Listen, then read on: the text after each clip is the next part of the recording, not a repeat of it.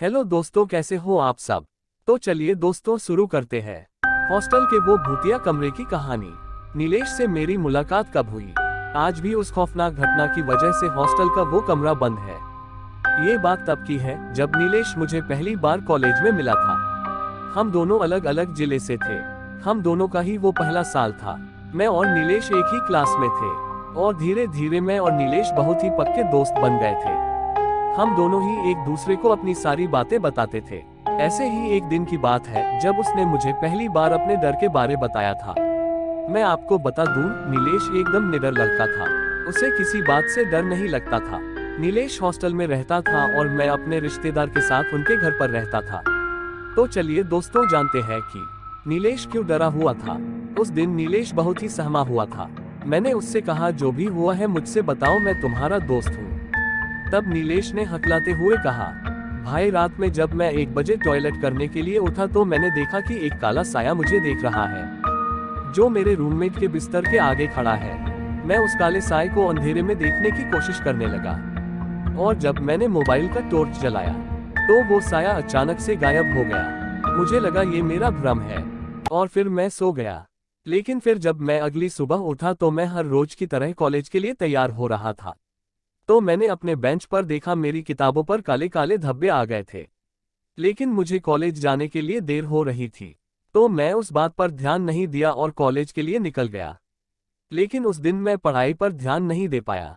फिर मैं शाम को वापस हॉस्टल आ गया, पर मैं बहुत थका हुआ महसूस कर रहा था। फिर मैंने सोचा चलो थोड़ा नहा लेता हूँ। फिर जब मैं नहाकर अपना शरीर टॉवल से पोंछ रहा था तो मैं देखा मेरे बाजू पर वैसे ही काले धब्बे पड़े हैं, जैसा कि मैं सुबह किताबों पर देखा था। उसके बाद मैं डॉक्टर के पास गया, ये सोचकर कि मुझे कोई एलर्जी या बीमारी हो रही है। डॉक्टर ने जब मेरे बाजू के काले धब्बे को देखा तो डॉक्टर ने कहा, कोई ऐसी बड़ी बात नहीं है, अलग जगह की पानी की वजह से है जो धीरे धीरे सही हो जाएगा। फिर मैं रिलैक्स हो गया और वापस अपने हॉस्टल आ गया। और फिर क्या देखा मैंने ने कमरे में हर रोज की तरह मैं अपनी डायरी लिख रहा था। मुझे हर एक बात अपनी डायरी में लिखने की आदत है। और उस समय मेरा रूममेट भी बाहर गया हुआ था। थोड़ी देर बाद डायरी लिखते समय मुझे एक आवाज सुनाई दी, जैसे कि मुझे कोई बुला रहा है।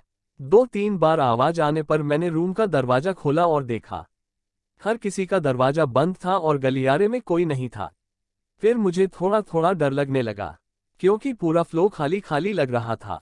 फिर मैंने दरवाजे को बंद किया और अपने बिस्तर पर सोने चला गया। लेकिन फिर अचानक ही मेरे दरवाजे की खटखटाने की आवाज मुझे सुनाई दी। फिर मैंने डरते हुए दरवाजे को खोला तो मैंने देखा कि मेरा रूममेट बाहर खड़ा है। उसको देखकर मुझे अच्छा लगा, मेरी जान में जान आई। मैंने दरवाजा बंद किया और हम दोनों अपने अपने बिस्तर पर सोने चले गए। मैंने रात में सोचा ये सारी बातें मैं तुम्हें बताऊंगा, और मैं फिर सो गया। सुबह उठा तो मुझे बहुत बुखार हुआ लग रहा था। फिर मैंने बुखार की गोली ली और कॉलेज चला आया, और अभी तुमसे आकर ये सब बता रहा हूँ। फिर मैंने नीलेश से क्या कहा, मैंने कहा नीलेश भाई तो तू वो हॉस्टल खाली कर दे।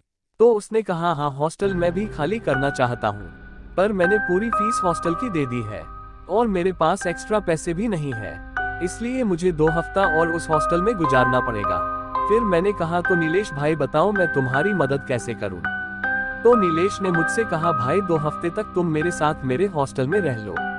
मैंने कहा नीलेश मेरी गांव की टिकट आज की है, मैं तुम्हें बताना भूल गया था कि आज मुझे गांव जरूरी काम से जाना पड़ेगा।